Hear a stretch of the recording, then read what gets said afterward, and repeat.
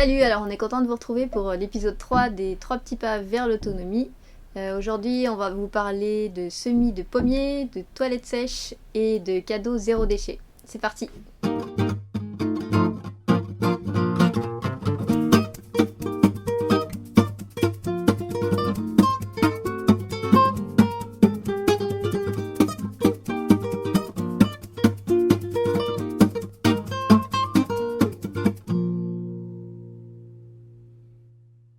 Voici donc une barquette de petits pommiers qui ont un peu moins d'un an.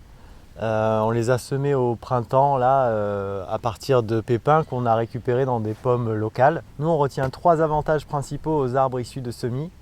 Petit 1, c'est gratuit déjà. Petit 2, à la germination, en fait le pépin va lancer une racine principale qu'on appelle la racine pivot qui va plonger verticalement et ça va donner à l'arbre une autonomie au niveau de l'eau, au niveau des nutriments qui est comme les arbres dans la nature en fait, qui n'ont pas besoin d'arrosage, qui n'ont pas besoin d'engrais ni rien. Alors qu'un arbre issu de pépinière, généralement, à un moment donné, il va être arraché et cette racine pivot sera coupée. Donc on n'aura plus le système racinaire aussi profond.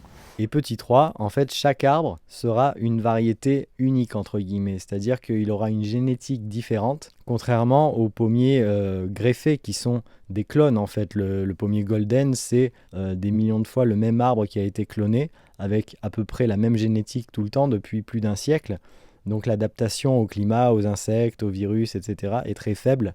Alors on peut semer les pépins de pommes dans des pots, comme on fait là, ou sinon se faire aussi une pépinière à l'extérieur. Et on peut aussi les semer en place directement.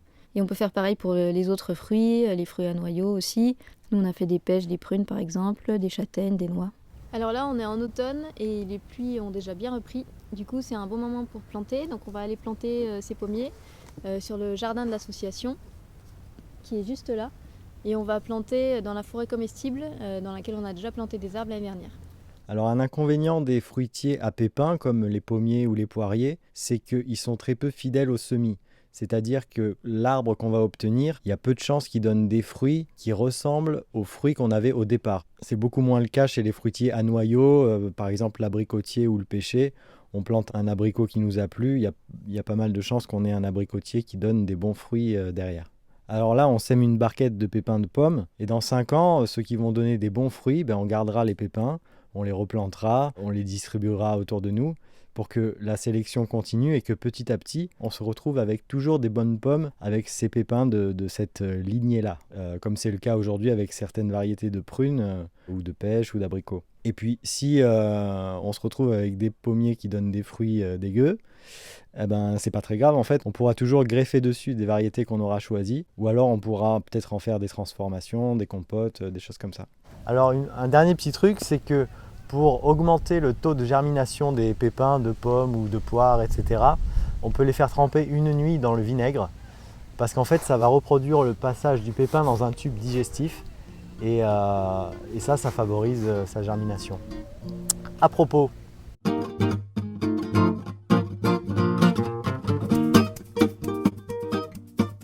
alors ça c'est des toilettes sèches qu'on a construites au jardin de l'association. On a fait un chantier participatif l'été dernier pour fabriquer ça. Si vous voulez voir la vidéo du chantier, c'est ici. Et puis on en a installé aussi dans la maison. En fait, si on a choisi de mettre des toilettes sèches chez nous, c'est parce que les toilettes à eau, ça consomme pas mal d'eau. Et puis cette eau-là, après, il faut la traiter, donc ça crée des déchets, pas mal de pollution.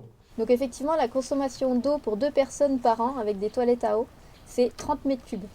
Alors nous, on a calculé en appartement pour 2 personnes, on avait des petites astuces, donc on ne tirait pas la chasse tout le temps et on mettait des bouteilles d'eau dans la chasse pour diminuer le nombre de litres. Et on arrivait à environ 8 à 10 mètres cubes par an. Alors que dans les toilettes sèches, il n'y a pas d'eau. Alors comment c'est fait? En fait là, on a une caisse avec à l'intérieur un seau. Voilà. Et ici, on a de la sûre qu'on a récupérée dans une scierie. Donc, comment ça marche en pratique? Donc là, on a une lunette, comme d'habitude. Donc, on fait ce qu'on a à faire. On met le papier toilette dans le seau. Et ensuite, au lieu de tirer la chasse, on met de la sûre dans le seau pour recouvrir les matières. Et par rapport aux petites craintes qu'on peut avoir, en fait, il faut savoir que comme on recouvre les matières, il n'y a pas de problème de mouche ou d'odeur. Pour 2 personnes, moi je vide le seau à peu près tous les 10 jours. Et à chaque fois, j'utilise à peu près un demi-arrosoir d'eau de pluie pour nettoyer le seau, ce qui fait environ 200 litres par an. Puis voilà, après, une fois que le seau est propre, je mets un petit peu de sueur au fond et puis je le remets en place. Alors une autre possibilité, ça peut être d'avoir des toilettes à eau, mais avec l'eau de pluie. Donc ça réduit la consommation d'eau.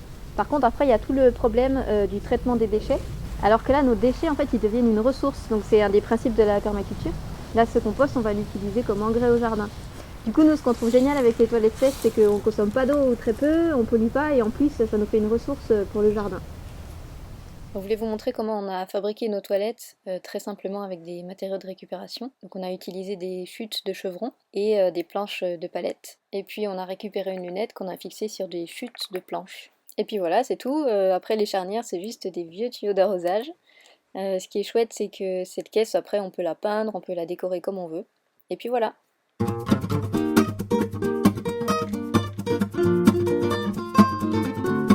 Alors la fin de l'année approche et nous on a envie de faire des cadeaux qui donnent le moins de déchets possible. Donc il y a le déchet qu'on voit, l'emballage par exemple, et tous les déchets qu'on ne voit pas, qui sont faits lors de la production de l'objet.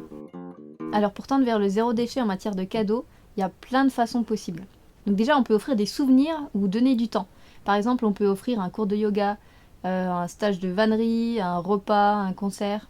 Un bon pour un atelier chez les pieds dans la salade. Et pour les enfants c'est pareil, on peut offrir notre temps, on peut par exemple offrir un après-midi jeu de société ou un après-midi bricolage, une place de cinéma.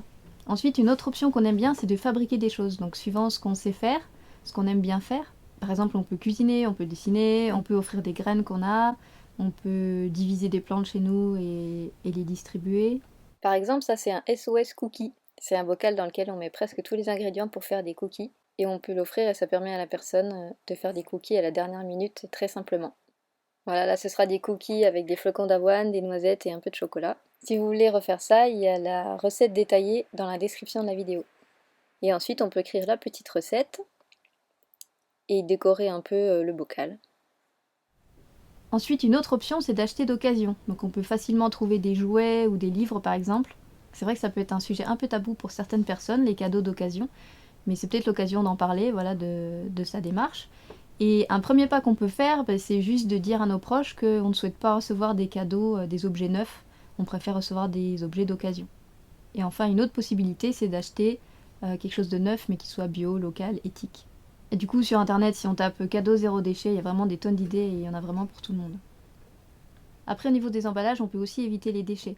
Par exemple, là, j'utilise un sac en tissu que la personne peut réutiliser par la suite pour faire ses courses en vrac ou stocker des choses. Sinon, on peut aussi utiliser du papier journal. Et ensuite, on peut décorer le paquet avec des matières naturelles, des choses qu'on récolte dans la nature. Puis voilà, ça nous donne des cadeaux avec des emballages qu'on peut réutiliser ou composter. Eh ben, merci d'avoir suivi cette vidéo. N'hésitez pas à la partager si elle vous a plu. Et puis à vous abonner parce que normalement il y en aura d'autres. Voilà, merci encore, salut.